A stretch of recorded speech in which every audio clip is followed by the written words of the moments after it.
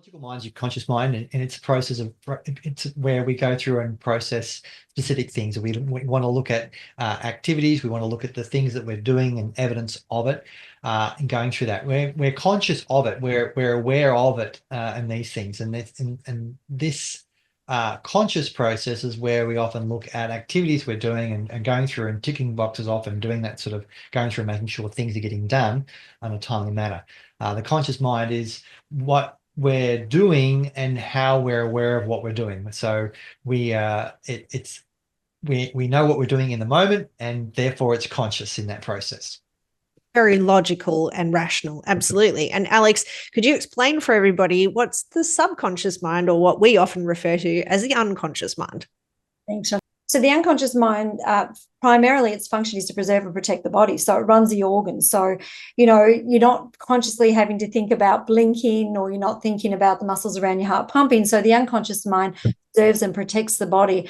Of course, it stores memories. It takes the lesson and stores a lesson so that it has a go-to, and it knows when to or not to do something, or when to set something off or when not to set it off. So the unconscious mind, it's that part of the mind that actually acts as a trigger and a function. So as you know, when information comes in, we delete, distort, and generalize information. And how we actually delete, distort, and generalize information is based on the unconscious part of the mind and the experience that you've actually had going through life. And the unconscious mind stores the information and knows how to protect itself and look after the body and the organs, but also how to look after you in terms of, we think of things like fight and flight and different responses.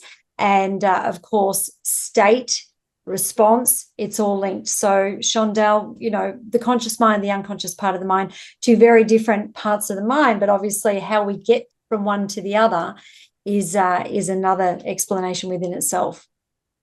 The unconscious mind, or the subconscious mind, highly emotional, and we live 90% of our lives there. Whereas, as Brad explained, with the logical rational, we're living 10% there. And you made a very interesting point, Alex, around the fact that the two minds are present, and how we switch between the two is a really important principle. And these two minds are separated by the thing that we call the critical faculty. And that's the part of you that chooses to distinguish between what's real and what's imagined. And if you like, probably the best way for you to articulate it and to grasp a hold of this is it's the part of you that chooses and questions. So my favorite analogy for the critical faculty is that, it's usually developed between 5 and 7 years old, although there are some studies saying that that human beings are developing their questioning mind a lot earlier, some as young as 3. But basically, my favorite metaphor or analogy is that there was a period of time where you believed in Santa Claus, or you believed in tooth fairies, or you believed in some kind of fictitious figure, and then you started to realize that, hey, that doesn't actually make sense. That's your critical faculty kicking in. And so when we talk about confidence and these people coming to us asking, how do I be more confident? It's a process of congruency. So Brad, can you map across now for our listeners, like what is the logical, rational explanation of confidence for some people? Yeah, so someone thinks that they're confident they're able to do a certain thing. They look at it as a rational point of view. I can be confident in the way I talk. I can be confident in the way I stand. These are things that they're looking at, that is, that they can be consciously of, all right? But there's all these other things that are taking place at an unconscious level that people aren't aware of, all right? So you might say to someone, hey, I want you to be more confident, all right? And therefore their definition of confidence is different to what your definition of confidence is. So they go out there and they consciously do what they think is more confident, which might be project their voice really loud.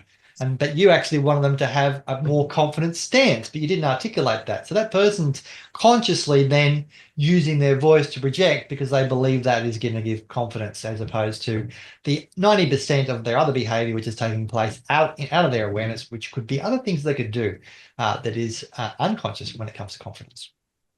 And so, Alex, what kinds of things would happen for somebody if they're accessing the unconscious mind when they're referring to confidence?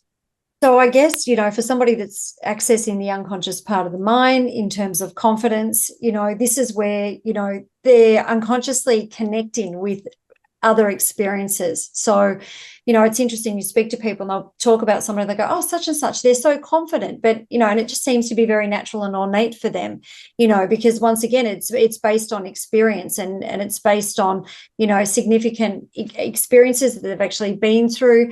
And the other thing too is, confidence is one of those things that a lot of it can be projected and can be triggered at an unconscious level.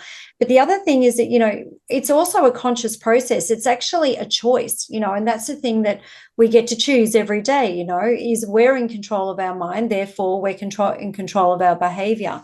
And I guess that's one of the things with the unconscious mind is it's knowing where you stand and how you become consciously aware of how you operate. You're not sure how you operate, where you do or how you do, but unconsciously it's something that's being triggered. And so I guess, the learning is making sure that experiences moving forward, that even when you're stepping into something and you may not feel confident at the time, once you start to feel or start to project confidence, then, what it actually does is it creates that feeling and that sensation and that satisfaction afterwards.